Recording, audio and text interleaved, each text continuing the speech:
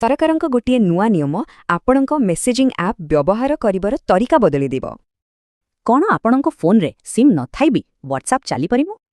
ଆଉ ଜାଣିଛନ୍ତି, ସାଇବର ଅପରାଧୀଙ୍କ ପାଇଁ ଏହାର ଉତ୍ତର ହେଉଛି ହଁ।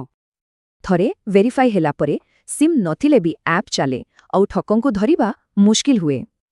ଆଉ ଏଇଟା କିଛି ଛୋଟ କଥା ନୁହେଁ, ଏହା ଏକ ବହୁତ ବଡ଼ ଜାତୀୟ ସମସ୍ୟା। ଭାବିଲେ ଆଶ୍ଚର୍ଯ୍ୟ ଲାଗିବ, ଭାରତ ପ୍ରତି ମାସରେ 1000 କୋଟି ଟଙ୍କା ହରାଉଛି ଏଇ ଠକେଇ। ଏଥିରୁ ଅଧାରୁ ଅଧିକ ଠକେଇ ଦେଶ ବାହାରୁ ହେଉଛି, ତେଣୁ ତଦନ୍ତ କରିବା ଆହୁରି କଷ୍ଟକର। ତେବେ ଏହାକୁ ରୋକିବା ପାଇଁ ସରକାର ଏବେ ମେସେଜିଂ ଆପ୍ ପାଇଁ ଆଣିଛନ୍ତି ଏକ ନୂଆ ନିୟମ। ଏହାକୁ କୁହାଯାଉଛି ସିମ୍ ବାଇଣ୍ଡିଂ। ଏହା ଆପଣଙ୍କର ଆପ୍ ଆକାଉଣ୍ଟକୁ ସିଧା ସିମ୍ ସହ ଯୋଡ଼ିବ। ମାନେ ସିମ୍ ନଥିଲେ ଆପ୍ ବନ୍ଦ ଆଉ ୱେବ୍ ବ୍ୟବହାରକାରୀଙ୍କୁ ବାରମ୍ବାର ଭେରିଫାଇ କରିବାକୁ ହେବ। କିନ୍ତୁ ପ୍ରଶ୍ନ ଉଠୁଛି, ଏହି ନିୟମ କ'ଣ ସତରେ କାମ ଦେବ?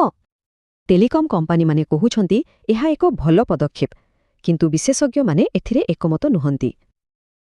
ଏମିତି ବି ୟୁପିଆଇ ଆଉ ବ୍ୟାଙ୍କିଂ ଆପ୍ରେ ଏହିଭଳି ନିୟମ ଆଗରୁ ଅଛି।